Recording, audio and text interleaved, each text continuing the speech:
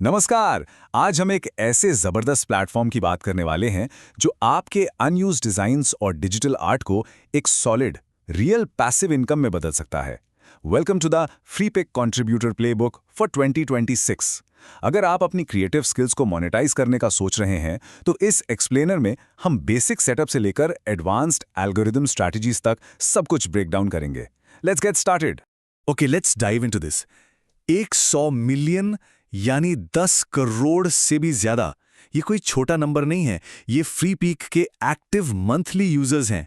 इतने सारे लोग हर महीने यहां आते हैं नई फोटोज, वेक्टर्स और डिजाइन रिसोर्सेज ढूंढने। इस मैसिव ऑडियंस का सीधा सा मतलब है आपके कंटेंट के लिए एक बहुत बहुत बड़ी अपॉर्चुनिटी। तो इस एक्सप्लेनर में हमारी जर्नी क्या होगी, हम प्रैक्टिकली हर एक स्टेप कवर करेंगे। फ्री पिक पर इस मैसिव अर्निंग मौके को समझने से लेकर आपका अकाउंट सेटअप और अप्रूवल प्रोसेस, कौन सा कंटेंट सबसे ज्यादा चल रहा है, पेमेंट कैसे मिलती है और फाइनली अपनी ग्रोथ को एग्रेसिवली स्केल करने के टॉप सक्सेस टिप्स। ऑलराइट, तो सबसे पहला बड़ा सवाल, अपने डिजिटल स्किल्स को एक मोनेटाइज्ड पोर्टफोलियो में कन्वर्ट करना आखिर इतना स्मार्ट मूव क्यों है? देखिए, सिंपल सी बात है। फ्री पिक एक हाई फ्रीक्वेंसी डाउनलोड्स इंजन की तरह काम करता है। अब हो सकता है कुछ दूसरी मैक्रो स्टॉक साइट्स आपको पर फाइल थोड़ा ज्यादा पैसा दे दें, लेकिन फ्री पिक का असली मैजिक उसकी वॉल्यूम में छिपा है। दुनिया भर के डिजाइनर्स, मार्केटर्स और वेब डेवलपर्स यहां से लगातार कंटेंट डाउनलोड कर रहे हैं। तो भले ही एक सिंगल डाउनलोड का पे आउट छोटा हो, डेली के हजारों डाउनलोड्स मिलकर इसको एक सुपर रिलायबल इनकम स्ट्रीम बना देते हैं। सो अब आते हैं थोड़ा प्रैक्टिकल साइड पर। एक कंट्रीब्यूटर बनने के लिए ऑनबोर्डिंग का एग्जैक्ट प्रोसेस आखिर क्या है? Let's walk through it. ये प्रोसेस लिटरली बहुत स्ट्रेट फॉरवर्ड है। सबसे पहले कंट्रीब्यूटर पोर्टल पे साइन अप कीजिए।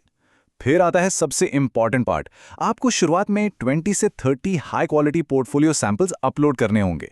फिर इन्हें रिव्यू के लिए सबमिट कीजिए और बस थोड़ा सब्र रखिए। फ्री पिक की टीम को इन्हें रिव्यू करने में लगभग 15 से 20 दिन लग जाते हैं। सो पेशेंस इज की हियर। और एक बार आपको वो अप्रूवल मिल गया, उसके बाद चीज़ें काफ़ी मज़ेदार हो जाती हैं। उनकी एक डेडिकेटेड स्मार्टफोन ऐप है जिससे आप कहीं भी बैठे अपने डाउनलोड्स, लाइक्स और अर्निंग्स एफर्टलेसली ट्रैक कर सकते हैं। It's super convenient. प्लेटफॉर्म पे एंट्री तो मिल गई, दैट्स ग्रेट। लेकिन अब सबसे ज़रूरी चीज़, अपलोड क्या करें जिसकी मार्केट में एक्चुअल डिमांड हो? 2026 में आखिर क्या चल रहा है? Now what's really interesting here, इसकी हर फॉर्मेट का एक अलग ही ट्रेंड है। वेक्टर इलस्ट्रेशंस में बिजनेस, टेक और हॉलिडे थीम्स की जबरदस्त डिमांड है।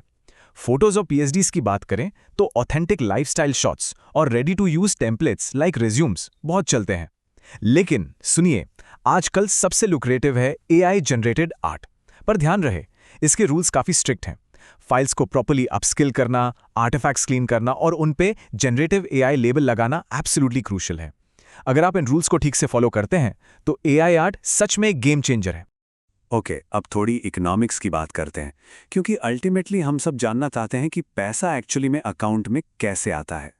फ्री पिक पीपीडी यानी पे पर डाउनलोड मॉडल यूज करता है, लेकिन ये कोई फिक्स्ड अमाउंट नहीं है। ये एक डायनामिक मॉडल है।